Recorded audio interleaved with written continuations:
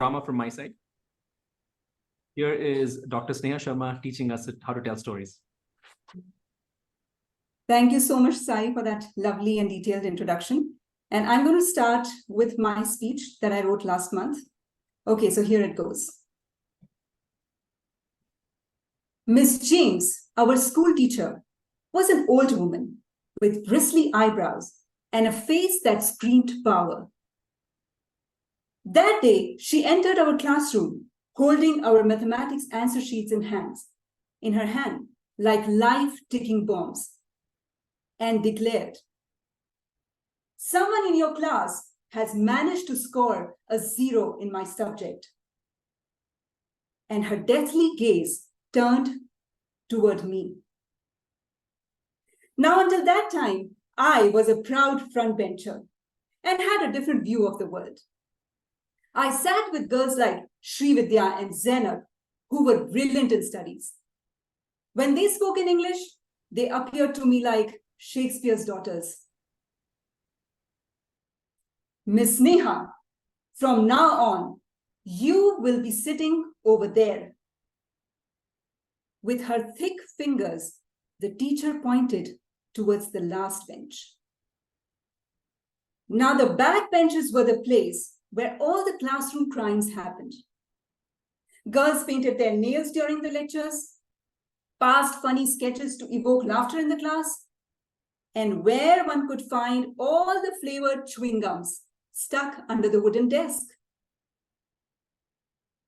These girls had a bad reputation in the entire school. And now I was going to be a part of their gang.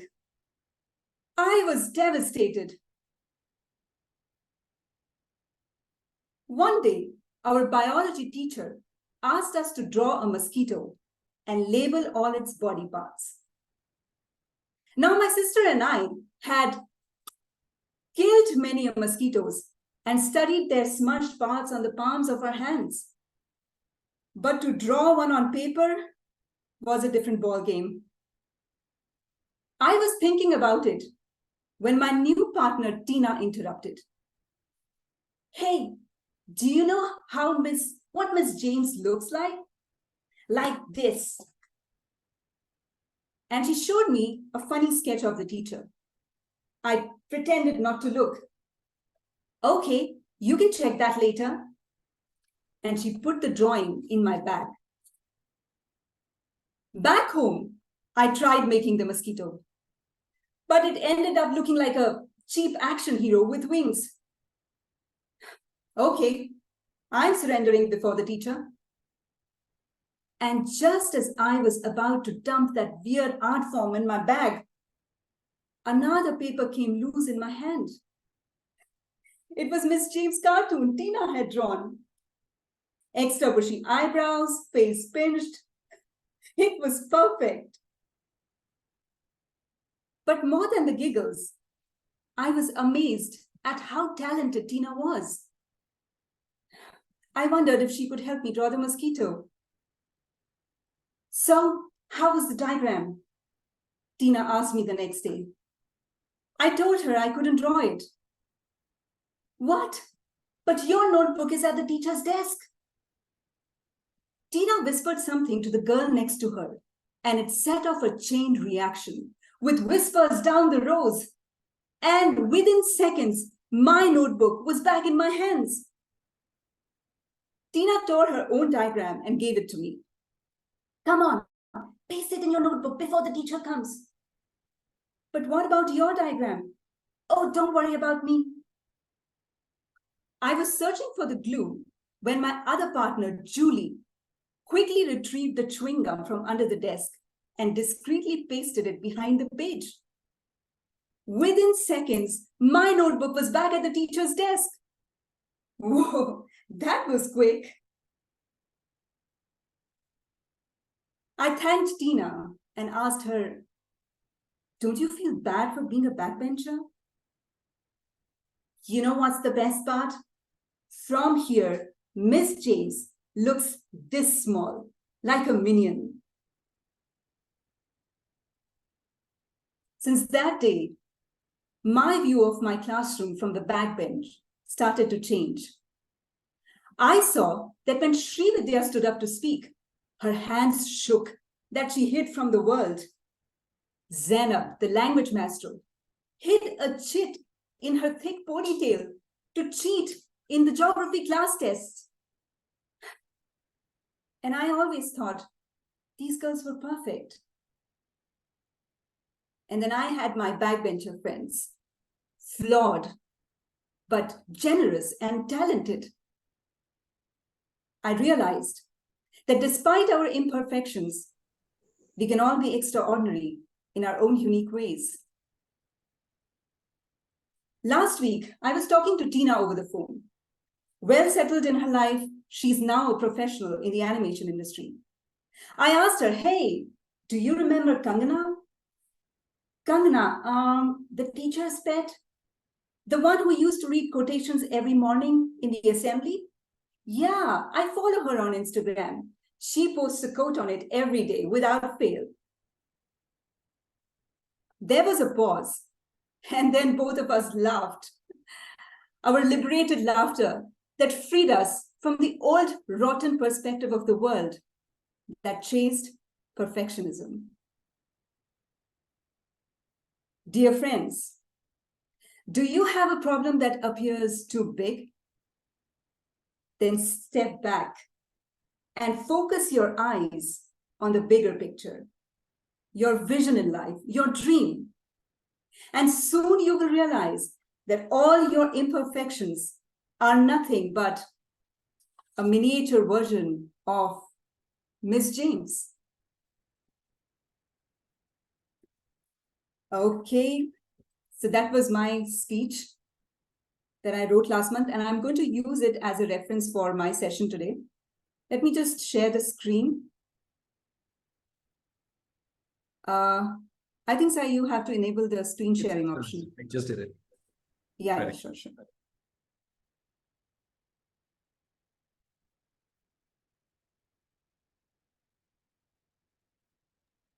Your screen share is enabled.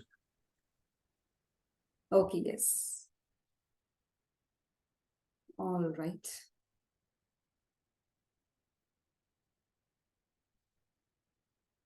Okay, 1 second.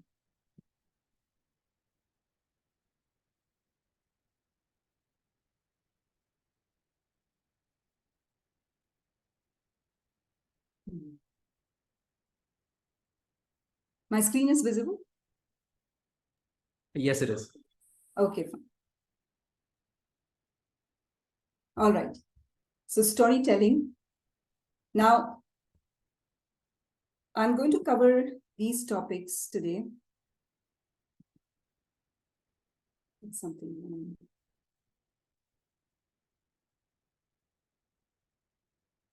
Okay, so this was the first draft of the story I wrote last month. And it is bereft of any evaluations, which means I haven't incorporated any feedback in it yet. But so the first drafts of the stories that we eventually intend to share with the world, they are like newborn babies. And sometimes they need to be kept in the NICU. But like any good parent, we would try our best to nourish them. And in most of the cases, the baby would survive. And that nourishment, by the way, comes through the evaluations. So never get intimidated by writing that first draft.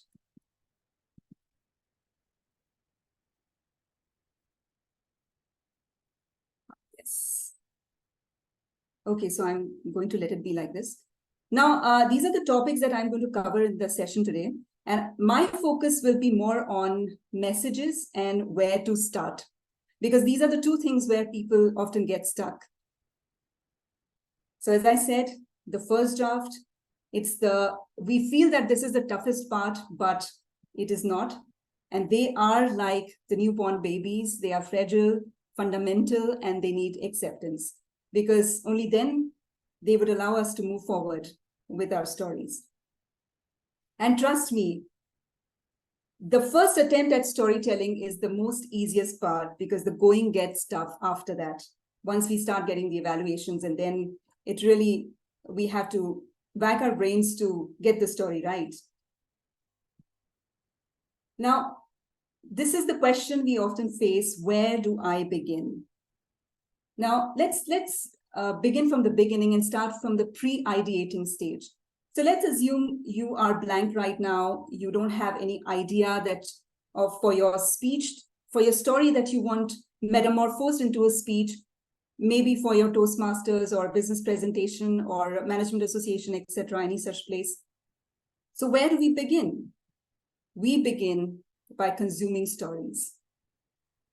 Consuming stories is the raw material that we need to begin our stories. And there's a term called tapping and transporting. It was coined by Craig Valentine. I have tried and tested it. You tap into a story which is written by someone else. You extract the message and you transport that message to create your own stories. And that is not called cheating, by the way. That's called inspiration, not the Bollywood kind. So consuming stories can give us hundreds of ideas. And there is a wonderful quote by Ray Bradbury. He would definitely vouch for what I said. If you stuff yourself full of poems, essays, plays, stories, novels, films, comic strips, magazines, music, you automatically explode every morning like Old Faithful. Old Faithful is the geyser in Yellowstone National Park in the US, which spurts every 44 minutes. So what he wants to say is, if you consume so much, then your mind will be brimming with ideas, and you won't need to give it a hard time to think of story ideas. So what stories do you consume? Now, I have a question for you. I would want you to type in the chat box, what is the source of your story consumption? Where do you consume your stories from? Through magazines, novels, or are you more of a conversationalist and you get your stories through the interactions you have with your family and friends? What is the source of your stories? I would like to hear it from you. So Bhuvi, if you're seeing her message, she's saying that she's a reader. But I get my stories from the gossip pages of the city. Like when I was living in Mumbai, it used to be the Mumbai Times or whatever, the metro, Mumbai metro thing, the metro section. There's always very juicy stories being published over there. Some person getting scammed, feel good stories about pets being rescued, all sorts of stuff. Those are really interesting stories. That's great. So at least you have some source of your stories. And what about the rest? No novels, magazines? Yeah, please go ahead. I get the ideas of stories from the social gatherings. Maybe whenever I attend some marriage functions or some social functions, so many different types of people telling different stories, their struggles of life, how they achieved from a very medium source to the very high lavish life. The different stories I get from the social gatherings. Okay, Mahesh. That's great. So we have, I think, a few options: travel blogs, posts, fictions. That's great. Books. So some of us are into book reading as well, and that's great. So I am a conversationalist, and I have this female group, and we often meet over coffee and we discuss lots of stories. And most of the stories that I contribute to Women Magazine, I get my raw material through these conversations. For example, one of the stories spoke about a friend's divorce and how she's coping with her new marriage. So I think the conversations and all the sources that people have mentioned in the chat box, they all are very important to give us the fodder for our news stories. And the story that I shared with you today, I got the idea through this article of Sunil Chetri. I think it was from First Post. And it was about his journey from being a backbencher prankster to the captain of the team. And but that time I was preparing for my ISC. So I thought I'll just note that idea down. And of course, when I was reading it, it took me immediately back to my backbencher days in school. So that's how the story idea came. And that's why I would suggest that reading stories is a great option. So reading is a discount ticket to everywhere. Mary Smith, who is an American journalist, she shared this. And okay, I think I have that. Yes. Now, there are other great sources as well. For example, feature stories. And you can find them easily on news portals, magazines. There's a wonderful page called Humans of Bombay, which is there on Facebook. I think you must be knowing it already. And it shares a lot of emotional, poignant, original stories of the heroes which have risen from rags to riches. You find those story arcs very easily on that page, so you can refer to it. And I have my favorite bloggers in Aditi Mittal, who is a columnist with Femina, and she has her own blog as well. Bashi Karkaria, Jak Surya, and Twinkle Khanna, they are all humorists, and they write for Times of India. We have J. Matrabhutam, Cyrus Brocha, G. Sampath, and all of these guys, they write for The Hindu. And G. Sampath also, by the way, hosts a podcast called In Focus, which tells the story of the people who have become heroes and they have, risen out of nowhere. And so that is also a good source. If you are unable to read, then audio or the podcast medium is also a great source to consume stories from. And of course, celebrity interviews and podcasts. So these are the columns that I usually follow. Jak Surya, Cyrus Brocha writes for, he hosts a column called The Column That Wasn't.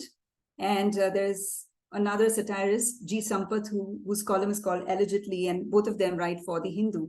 So they give some great stories. And of course, in our Toastmaster speeches also, we need to have that humor part. So how to write, what kind of diction and what sentence structure we need to write humor columns, that also is these columns are a great study for that.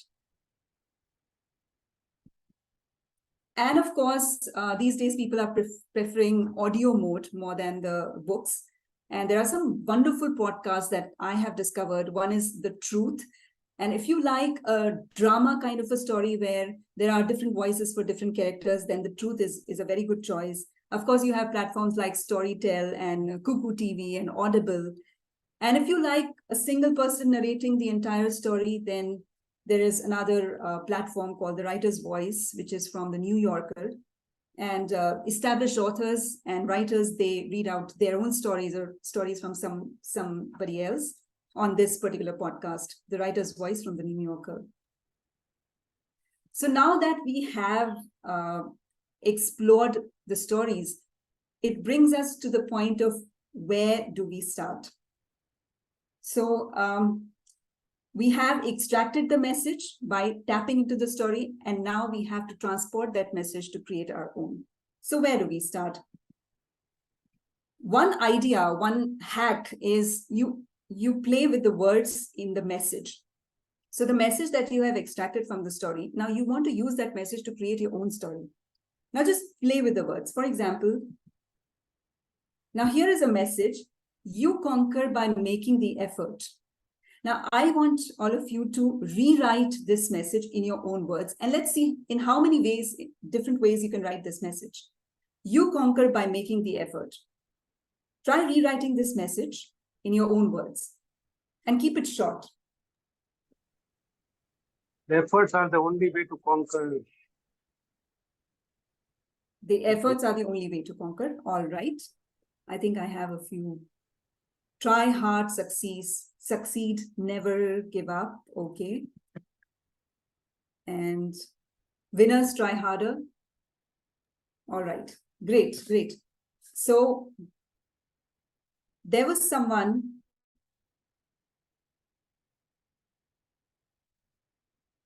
who wrote it this way: victory is in the try. And that was Mike Carr, the champion speaker of 2020. So he kept the message crisp and short. And there he had this idea. And I am going to tell you what shortening the message or rewriting the message in your own words will do for your story. Now let's try another message. Don't hesitate in asking for help. Can you rewrite this? Try, rinse, repeat, win. Okay, this was for the previous one, I guess. Can you rewrite this message? Don't hesitate in asking for help. It's a little tough one.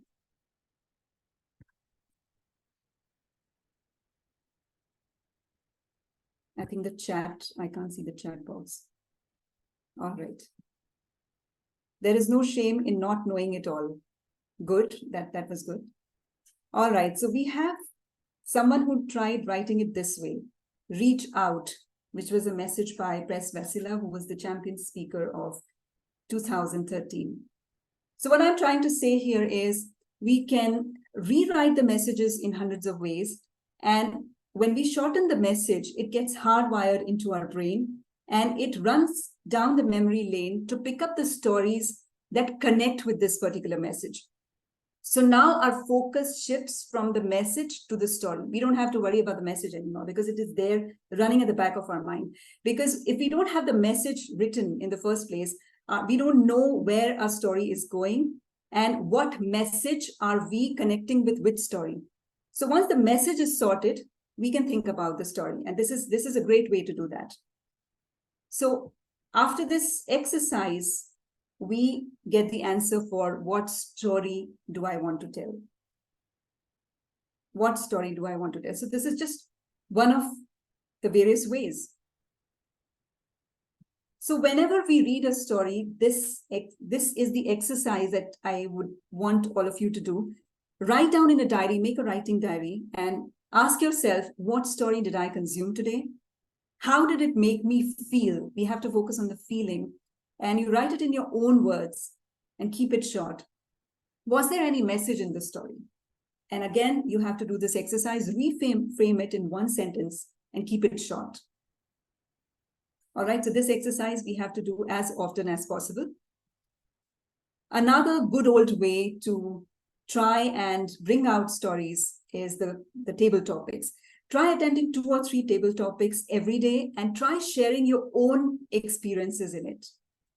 All right, and so let's try this right now. I have taken out these very simple topics. I need a volunteer who's going to try one of these topics out, and then I'm going to share with you what to do next. Who is the brave heart here? Anyone who would like to attempt any one of these topics? They are very, very simple ones. Jyoti has raised her hand. Okay, Jyoti, great. Let me spotlight her 1 second. Sure. Can you turn on your video, please? Sai, actually, I'm out somewhere, so I cannot switch on my camera. No worries. I'll. Okay. Keep it Jyoti, on. you can pick up any topic out of these. Okay. I think third one, overcoming fear. Sure. Please go ahead. So it should be a table topic, right? Right. Okay. Have you ever feared from doing something that you were always passionate about? I was there. When I was 15 years old, I was a person who was fearful of going on stage. But why so? There was a time when I was so passionate on going on stage and speaking. But now I am fearing to speak on stage. This was because 2 years back, I lost a speaking competition miserably. And after losing that speaking competition, the fear of failure resided in my heart. And it made me so fearful that I stopped myself from going on the stage. And every time I tried going on the stage, that fear again crept into me, and I was fearing to try. But there was this one day when I decided if I don't try, I will never ever be able to fulfill my dream of speaking and becoming an effective and public speaker. So, ladies and gentlemen, I overcome my fear of failure with the fear of not giving up.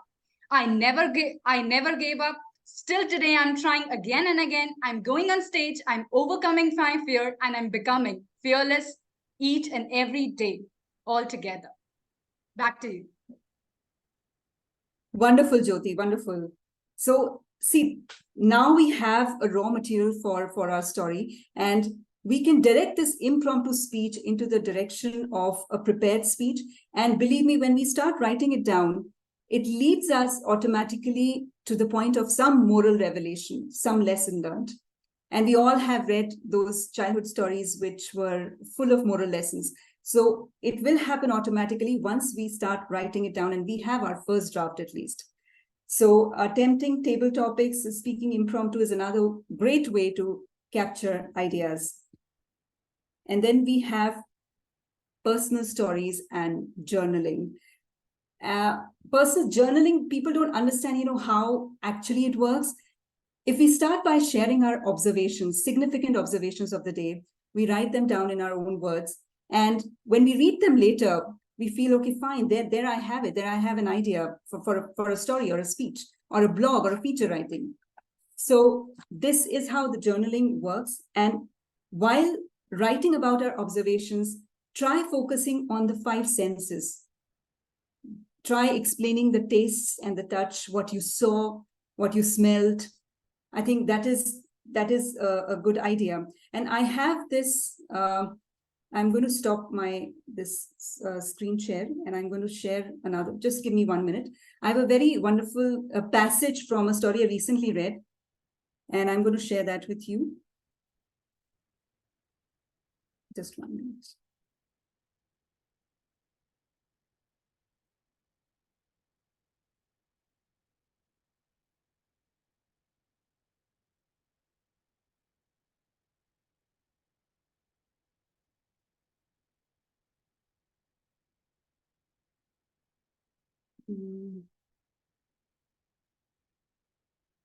Writer's voice. No, I can't find it.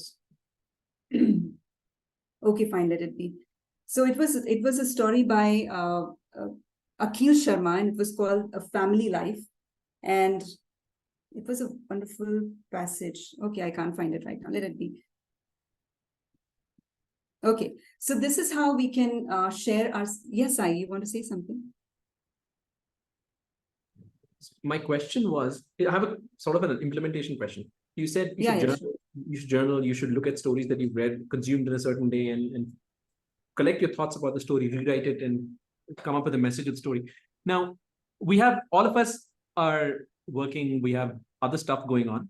So should this become, is this like a full-time thing that you have to, it has to be part of our daily routine going forward? Or, I mean, it feels like a substantial amount of extra work on top of everything else we're doing. So is this applicable to people whose job is not in the storytelling and public speaking businesses, for people who are not who don't want to go that far? So I'm sort of trying to figure that out. I think it's only about your time management skills, because, and of course, as I said, it also works for the business storytelling part. If you are into business or any kind of thing, a profession which requires selling ideas, stories can have a great impact on it.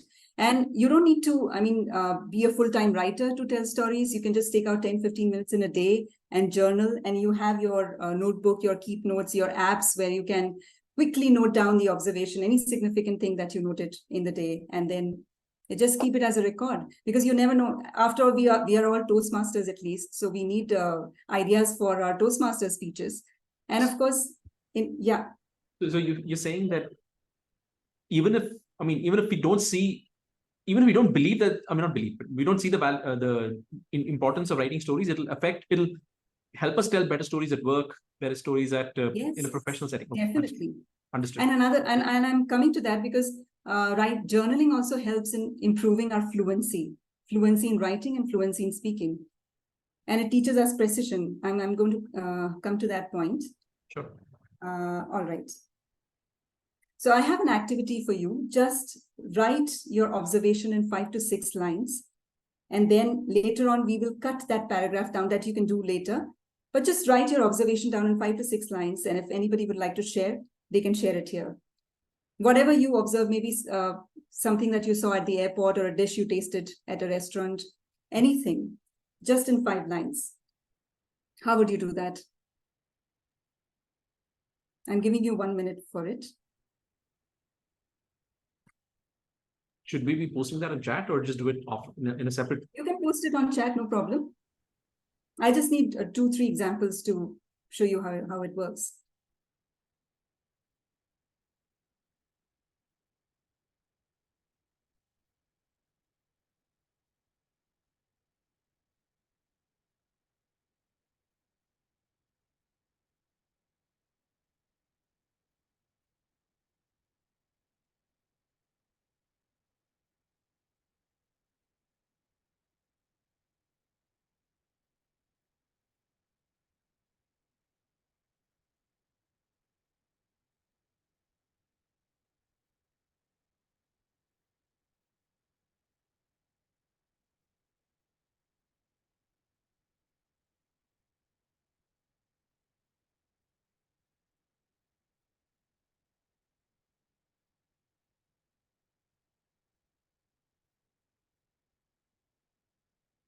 Okay.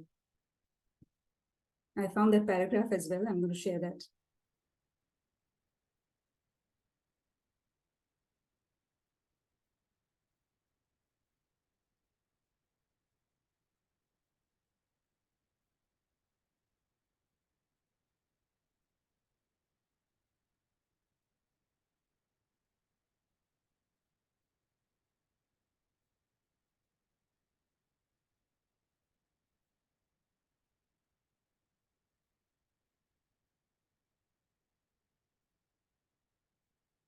Okay, we have one.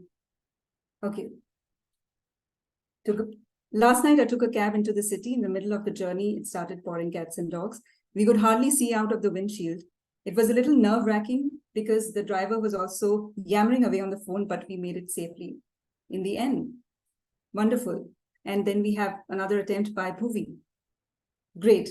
So now, see, this is when we stop thinking about what we need to write, because journaling gives us that space where we don't feel that we are being judged. We have this own personal space that we create every day, and that teaches us one, fluency.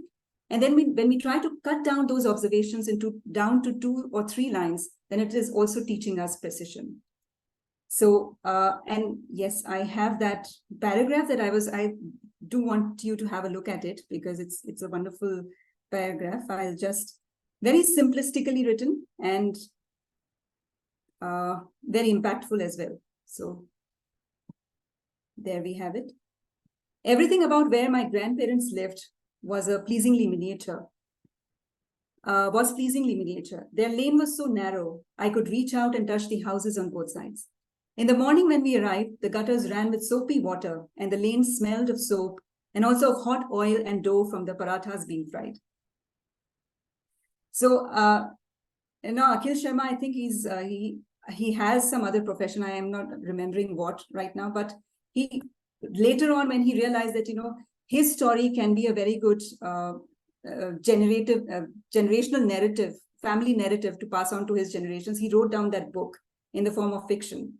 So I think it works for every profession, irrespective of what field we belong to.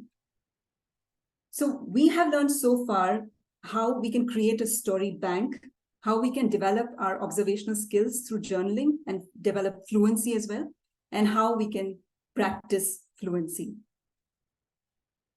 So now we know how to ideate and how to come up with an idea and link it with the story. Now, when we start writing that story down, where do we start? What should be that first line of our first draft? Now, we have a few options here. We can start with the message itself, the message that we have in hand, or we can start with a premise. Premise is our story in one line. How would you describe our story in one line? Now, premises also double up as great sales pitch, or what we call elevator pitch. For example, if you want to sell your story as a novel later on. So when you know what your story is about in one line, you can do that. So it is also called an elevator pitch or a sales pitch. And we have an option of starting with a setting, a character, a situation, or a dialogue. I've taken out a few examples. Now, my story premise is moving from the front row to the back. A student learns to avoid judgment based on appearance and gains a more forgiving perspective on life's challenges. Not really on appearances, but on stereotypes. So this was the premise of my story. Now, can you guess whose premise is this? 2 teenage cancer patients finding love and meaning. If anybody has read that popular book. Anyone? Okay, so this premise is from the story Fault in Our Stars by John Green. So the story, the entire novel in one line. A man reconnects with his dying former professor to learn life's greatest lessons in their weekly meetings. Tuesdays with Maury. Great, yes. It's Tuesdays with Maury by Mitch Albom. So working on the premise also helps us to stay focused, because otherwise, we have to work really hard to cut the story down. And that, as I said, making that first attempt is still the easiest aspect of storytelling. The going get stuff after that. So if we have a huge word count, then we'll find it difficult to cut it down, cut it short. Now, Yes, starting with the situation. So this was Roger Caesar. At age 11, I wanted to enter my first talent show with dreams of being a star. My mom's response, that's nice, but your sister performing with you. So he started with a situation. His speech was titled, Is It in You? We can do that with our stories as well. Or we can start with a dialogue.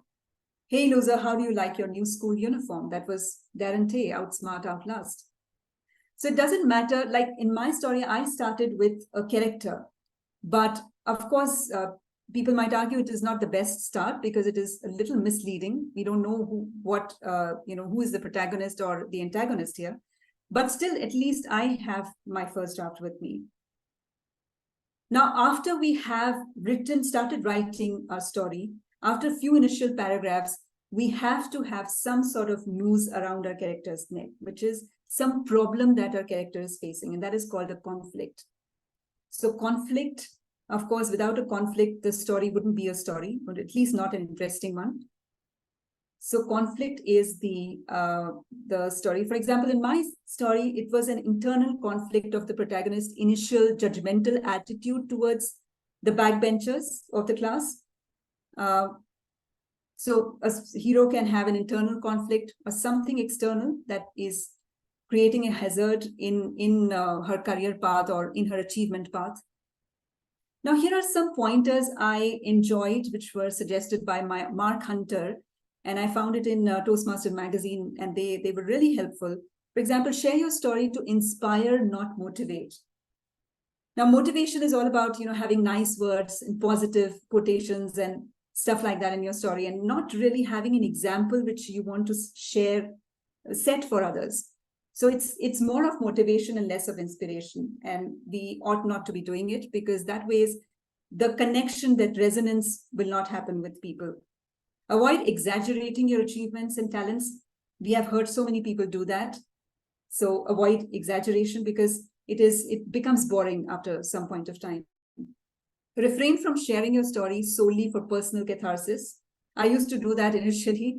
And we've seen that, whenever we facing a problem at a workplace or at our homes, we feel that, okay, this can be turned into a story, and then we vent it out at Toastmasters. So stop doing it because we need stories. We need to work from the audience point of view, what our target audience really wants, and address a niche which hasn't been addressed before. Avoid sharing your stories as absolute truths. We don't want to be dogmatic. And there's something called naked storytelling, which makes us vulnerable. Again, that connection will not happen unless we make ourselves vulnerable and that we have flaws, we have done mistakes, and then we are coming out of it. That kind of the Freytag's pyramid, that story arc will help us build our narration really well if we start from being vulnerable. And now I come to the last leg of the presentation, which is building language. And I can't help but bring up this point. People have been using AI models, especially my students. They use AI to write sometimes the entire stories. And I think technology is a very good slave, but it's a terrible master. So always remember that and make it work for you. I have a few suggestions, few advantages and disadvantages of using AI. Advantages are you can use AI for brainstorming. You can brainstorm your ideas, your titles, your scenes, and you can work on prompts to bring out the best of the results. And I have a few prompts. If we have time, I'm going to share that with you as well. And the disadvantages are if we become too dependent on AI, then we will be cutting down the stories that we want to bring to the world, which are from our side, from our culture, from our slice of life. And of course, it is also not helping us to become better impromptu storytellers. Thinking on the feet. We always tend to rely and go back to AI to build our stories, get our language, get our sentence structure, our word choice as well. And then all the time we get obsessed with it. So avoid doing that and use only it as a brainstorming buddy for you. And there are some prompt suggestions. I would just like to mention a few prompt suggestions here.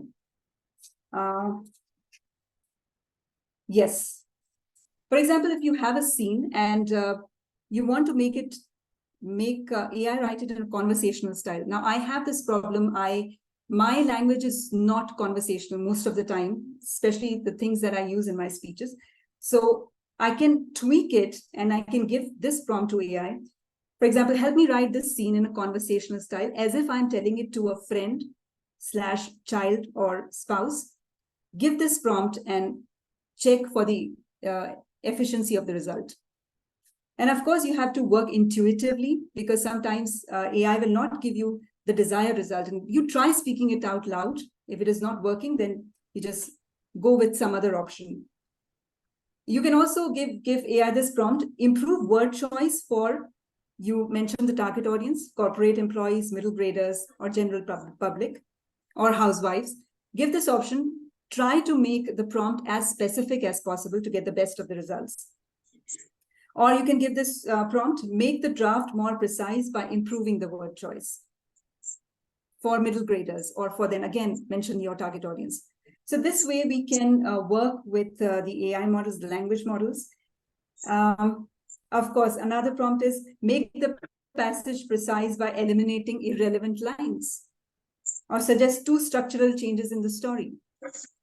So these are the few prompts that you can work to build your language. And it's actually mostly about the way we tell the stories. And the idea is ours, the stories ours. Use the model only to tweak the stories a bit and get the best of the results. So that is it. Any questions? I do have a question. This is Sai here. My question is this, that Yes, sir. is AI, I have 2 questions. The second question is part of the first question. The AI, when it gives suggestions, they're not always tuned for Indian audiences. Like it might not work because the suggestions might use language or examples or hooks which are not familiar to Indian audiences. And for the most part, our audiences for now are Indian audiences. That's one. Then the second thing is, do we run the risk of becoming too preachy and using very heavy language when the Indian audiences maybe they're not familiar with some of the stuff that we say. I'm just taking an example. I don't think bereft is a particularly difficult word to know, but you said bereft, and it might be that, okay, the audience you're talking to, they might think of you as a show off if you're using language which is very AI driven and very, very high quality language. Do you feel those risks? What are your thoughts on those risks? Sai, your voice is breaking. I'm sorry. Was it me? All right, let me just repeat this. Yeah, the language that AI comes up with, Please. I think your signal is red. I think Sneha, you have a network issue. But anyway, let me ask the question. The AI language might not be familiar to the audience that we are talking to. Whatever AI comes up with. Do we run any? Is there any risk? So I couldn't hear you clearly, but I understand that you're saying something. Yeah, please go ahead. Yeah, I just want to know how reliable AI's content is for the audience in front of us. Does the audience will the audience appreciate what AI comes up with for us? Sorry, I lost the connection and I automatically got reconnected. Yes, Sai. Yeah, I got your question. I think you're trying to say that AI doesn't come up with the best options for the Indian audience in terms of language. Yep. Right?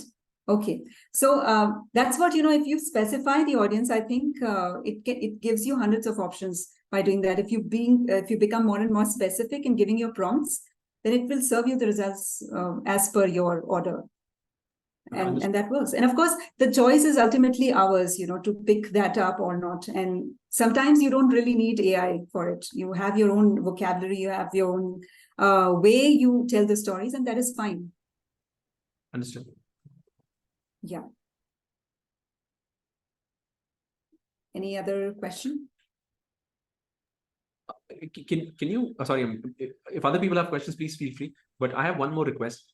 Is there any way to give us any shortcuts and hints on how to extract a message from an incident? Because for me, that becomes a real challenge. How do you look at an incident and say, okay, there's a message behind this that I can convey in a story or a speech? How do you do that? So for me, it doesn't work like that. I mean, it's only when I start writing it down in my journal that I feel that automatically it is leading me to some kind of lesson, some kind of, important learning that has happened today. So that's why I'm saying, it improves fluency and it automatically brings us to a point of some moral revelation. And writing it down is the key to me. It just if you just sit and muse on it, I think it won't work that way. Okay. Yeah. I have a question. Yes, Bhuvi. Yes. Please. So I basically wanted to get some more insight into journaling. So like I do journal, but my journaling is usually, it's for the lack of a better word vomit on things that have happened during the day. But you spoke more about finding purpose and finding links and trying to create stories from journaling. So how do you go from word vomit to actually something which is story worthy? What do you mean by word vomit? Are you trying to say that you just went out everything you went through the day into your diary? Is that what you're saying? Yes, exactly. It's a process of catharsis for me, or if venting out happy or anything that is sad, whatever. Basically, I don't really use journaling as a process for Okay. story creation, but it could be, right? Because it's high drama. Usually you talk about things which have affected you either positively or negatively. So I do see the possibility of having that link, but yeah, how to make it that? So that's what. So journaling is not for actually writing stories. It's only to connect ourselves with whatever we experience through the day. And then it might give us an idea to write our story. But it's a good practice, But the thing that we need to modify is the way we write, the catharsis feeling that you explained. Focus more on the observations and the feelings, what you felt and what you observed. That helps us build our language, and catharsis is fine. You're venting out your emotions. That is fine. It is a good practice psychologically as well. But from writing point of view, it's more about the language. It's more about your feelings and thoughts and your experience. So focus more on that. Robin Sharma also suggests one way of journaling, and that is writing about your small wins and your gratitude that you have towards someone during the day. So that's a different format. So journaling can have many formats, and anything is fine. Some people do journaling for the points that I mentioned. For example, what stories did I consume today? What was the message? So that is also a form of journaling. So it's just from writing point of view, ideas point of view, you focus more on the experiences and observations. Okay, all right, I understand. Okay, thank you. Okay, thank you. Any other question? Yeah, Jyoti, please. Ma'am, as you just talked about the first draft of the speech, so I just wanted to know, are there any tips on how to revise the first draft of your speech? Like we get a lot of evaluations and we Yes. are dubious about which evaluation we should incorporate or not. So how we can go about that? That's a very difficult task. And this happened to me last year when I was preparing for my district, because I was inundated with evaluations. And that, I think the best thing is give yourself some deadline that this is the time up to which I'm going to take the evaluations, and after which I am going to rely on my own instinct. So sometimes people give very contrast evaluations that do this, and sometimes it's just the opposite somebody else would suggest. So ultimately you go with what you think is right, and it's okay to make somebody feel bad about it. But I think it's the instinctive part. Give yourself some time, and also give some gap between two evaluations. Once you incorporate one evaluation, practice it. If you feel it is okay, then you go to the other evaluation. That's also a good practice. Yes, that's an interesting insight. Thank you. Okay, great. Any other questions?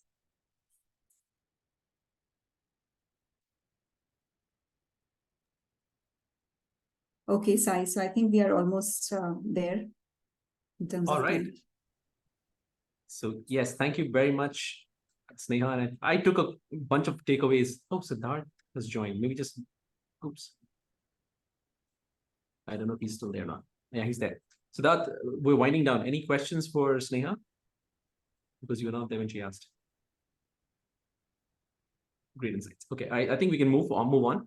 So yes, I took a bunch of insights. One thing that stood out to me was to take journaling a little more seriously, and what I'm planning to do going forward is to pay more attention to the fact that storytelling is not I need to write a story today, so I'm going to write a story. It's something that you keep inserting into yourself, all those stories and incidents and things you can think about. It has to be, you have to grow to be able to tell better stories. That's my main takeaway from this was I should not expect to be able to tell a good story every 2 weeks or 3 weeks when I have a speech to give. I should be growing consistently, and that's what my big takeaway was.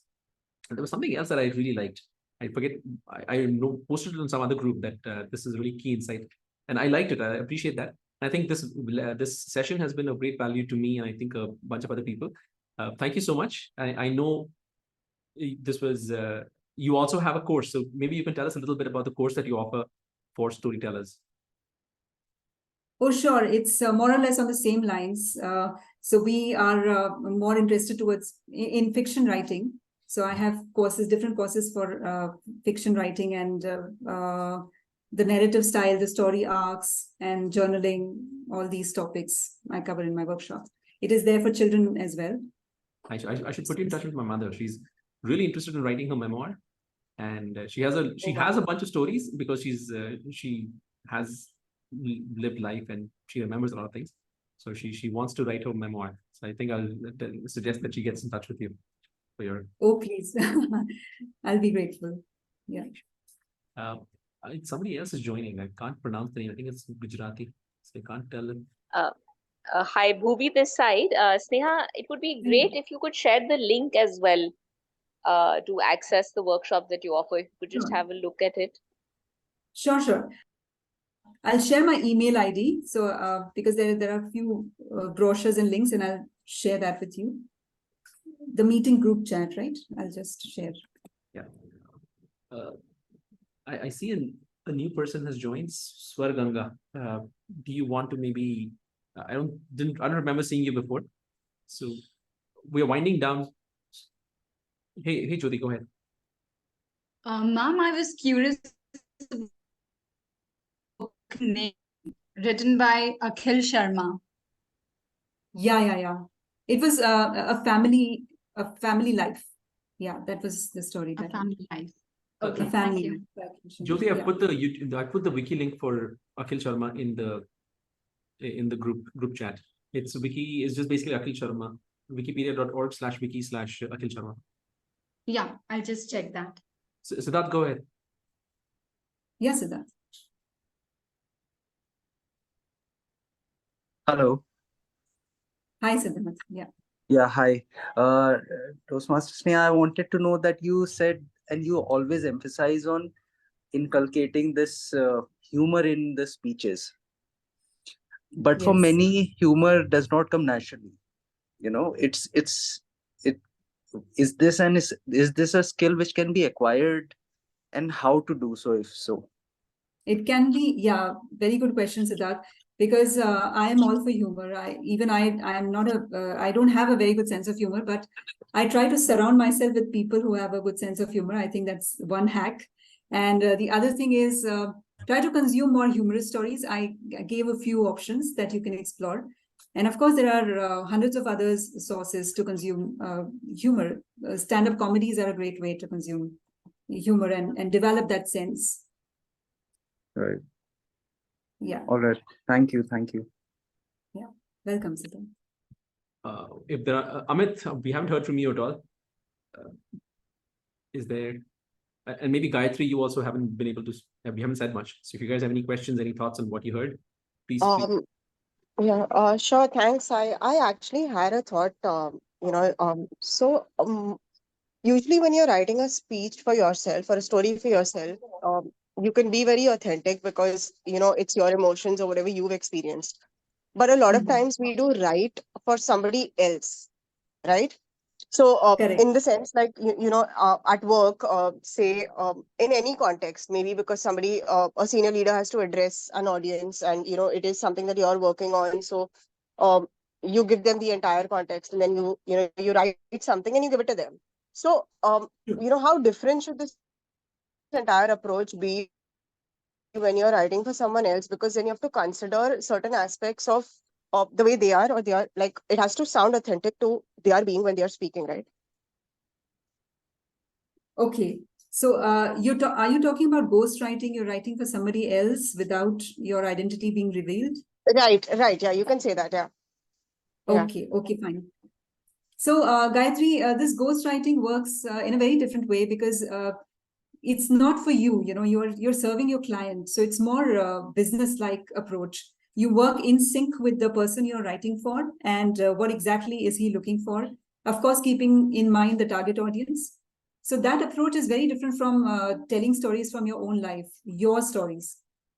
So I think it is more commercial than writing your own story. Sure. Okay. Okay, thanks. Okay, Gayatri. Yes, Cyril.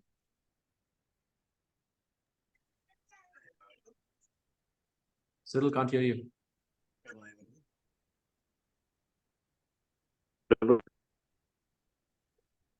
Any better? Yep. Yes, Good now. yes. Just answering Gayatri's question, I was the CEO speechwriter for about 4 years, and it's very, very difficult to think about the other person. What I used to do is, number one, it's going to be a general speech that he or she would be giving to a certain audience, whether it's a Thanksgiving speech or whether it's a welcome speech or whether it's something about a technical topic. What really worked for me is I used to include the CEO's little quirks of speech, words that he likes to use into the speech, and that's one way to quickly get your draft approved with the CEO. Try to think Sure. of the way the person speaks and include those insights into the speech. Right. Sure. Thanks. That really helps. Thank you.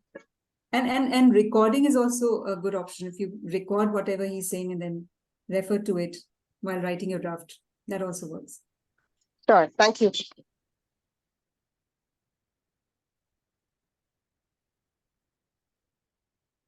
Okay, I think no Amit, more questions.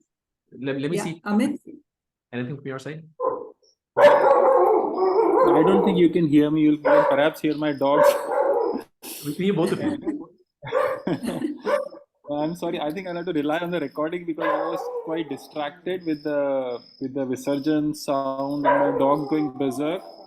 So I hope there is a recording available that I can listen to and perhaps have some questions. I'm sorry I wasn't able to pay attention totally today. The recording is there, but it's in under Sneha's discretion whether to and give her the recording. She can share it with you. Sure. Yeah. If it's comfortable with her, I would like to listen to her speech for sure. All right. I think with that, we can come to and bring this session to an end. Thank you very much, Sneha, for a job very well done. The feedback has been very positive from the audience. My personal feedback is that I gained a lot from listening to you. Thank you so much. And I will create a journal. I will be a little more diligent about it. I have the notes app on my phone. There's no reason for me, like you said, to use that, not to journal. I have a phone. I use it everywhere. So I might as well just start journaling. I'm hoping that others will probably start doing something similar so that their stories can get enriched by the things that happen around them, their feelings in the moment, and not have to recreate those feelings later on when the stories we need to be written. I think that's really valuable. The tip that you gave about make sure that when you face something, when you feel something, record it then. Don't try to create it after the fact, 10 days later or something. So that was really good. Thank you so much. Appreciate it. And Thank you, Sai. Completely worth the hour, like others have said, the hour that we spent with you. Thank you so much. With that, I'm going to close the recording. This recording will not be shared on YouTube, at least not openly. It's up to Sneha what she wants to do with the recording. So this is one and done. It's like the match in which couple they've made 175. If you have to be in the field, you have to be in that arena to witness that match. Otherwise, you would not have been able to see it. Thanks, everyone. Yes. Good night. Thank you. Have a great Saturday. Thank you. Thank you for having me. Bye-bye. Thank you.